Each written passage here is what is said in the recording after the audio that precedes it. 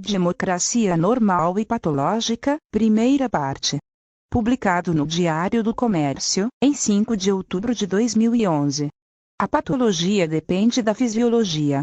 Não é possível saber se um órgão está doente quando não se tem ideia de como ele deveria funcionar normalmente. O mesmo princípio vigora na análise política. Não se pode falar de uma doença política da democracia quando não se tem uma ideia clara do que é uma democracia normal.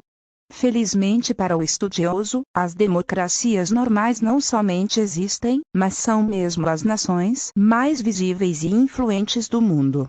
Malgrado as forças patológicas que permanentemente as assaltam desde dentro e desde fora, e malgrado a inabilidade com que por vezes se defendem, essas democracias ainda exibem uma vitalidade invejável. A Inglaterra e os Estados Unidos são as mais antigas. Alguns países escandinavos consolidaram-se como democracias normais desde a segunda metade do século XIX. A Alemanha, a Itália e a França, após várias tentativas falhadas, só conseguiram se estabilizar nessa condição após o término da Segunda Guerra Mundial. A democracia israelense nasceu junto com o próprio Estado de Israel, em 1947. As democracias normais mais novas são a Espanha, Portugal e alguns países do leste europeu libertados do jugo comunista no começo dos anos 90. Material para estudo e comparação, portanto, não falta. Só um cretino ou alguém interessado em confundir propositadamente as coisas pode ignorar o que é normalidade democrática, ou chamar por esse nome algo que não é nem democracia nem muito menos normal. Que é, no período histórico nascido desde a Revolução Americana, uma democracia política normal no Ocidente. Se o conceito genérico de democracia pode ser definido por traços meramente jurídico-formais como a existência de uma ordem constitucional, partidos políticos, liberdade de imprensa etc., a mera presença desses traços é comum às democracias saudáveis e às doentes. A normalidade do sistema democrático tem de ser aferida por diferenças substantivas que o mero formalismo não apreende.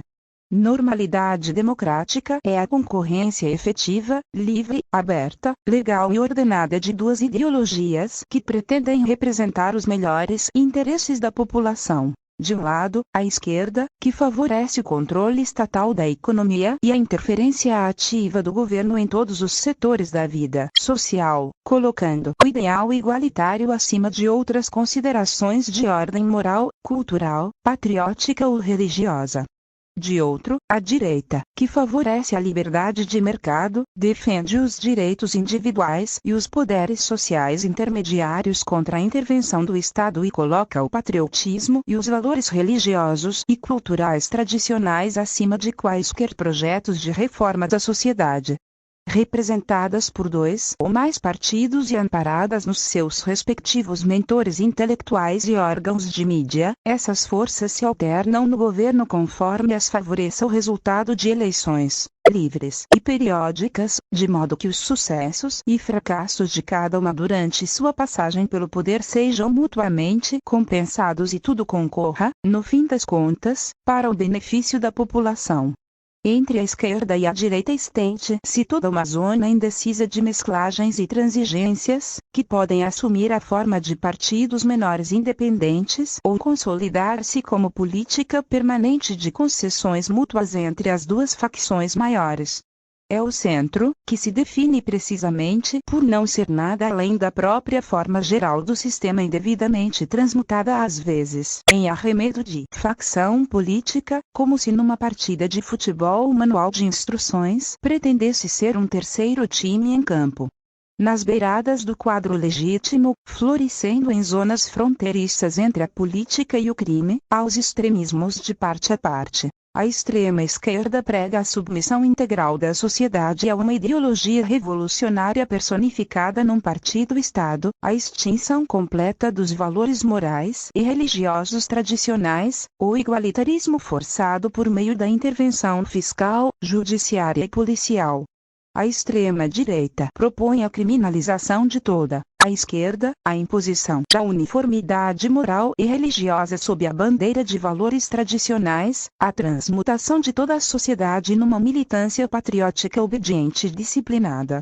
Não é o apelo à violência que define, ostensivamente e em primeira instância, os dois extremismos. Tanto um quanto o outro admitem alternar os meios violentos e pacíficos de luta conforme as exigências do momento, submetendo a frias considerações de mera oportunidade, com notável amoralismo e não sem uma ponta de orgulho maquiavélico, a escolha entre o morticínio e a sedução.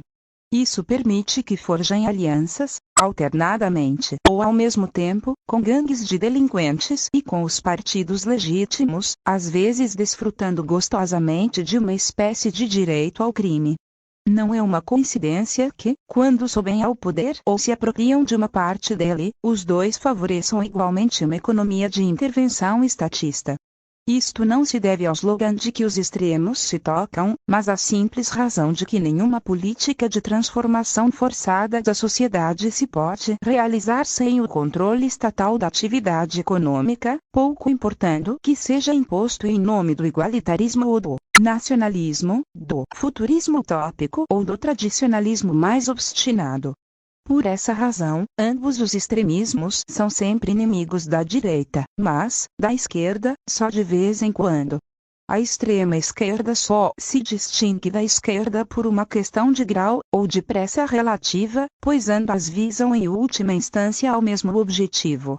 Já a extrema-direita e a direita, mesmo quando seus discursos convergem no tópico dos valores morais ou do anti-esquerdismo programático, acabam sempre se revelando incompatíveis em essência. É materialmente impossível praticar ao mesmo tempo a liberdade de mercado e o controle estatal da economia, a preservação dos direitos individuais e a militarização da sociedade.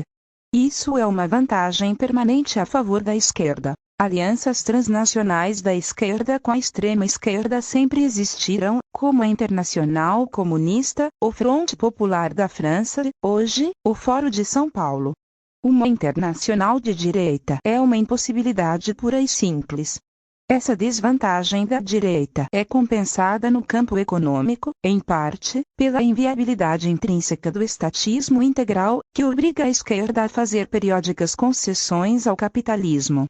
Embora essas noções sejam óbvias e facilmente comprováveis pela observação do que se passa no mundo, você não pode adquiri-las em nenhuma universidade brasileira, nem na leitura dos comentários políticos usuais, pois praticamente todo mundo que abre a boca para falar de política neste país, com exceções tão minguadas quanto inaudíveis, é parte interessada e beneficiária da confusão geral, a começar pelos professores universitários e comentaristas de mídia.